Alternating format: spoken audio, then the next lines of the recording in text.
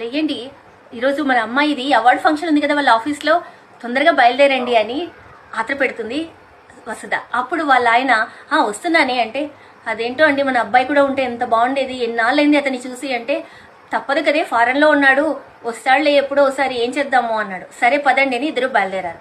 వాళ్ళ కూతురు స్వాగతం పలికి హ్యాపీగా తీసుకెళ్లి కూర్చోబెట్టింది. సరే తన వంతు వచ్చింది. వాళ్ళ ఆఫీస్లో పెద్ద అవార్డ్ ఫంక్షన్, దాంట్లో ఈమె అచీవ్మెంట్కు పెద్ద అవార్డు ఇస్తున్నారు. అప్పుడు వాళ్ళ అమ్మ ఆనందంగా చూస్తుంటే, మా అమ్మని స్టేజ్ మీదకి పిలవండి అనింది.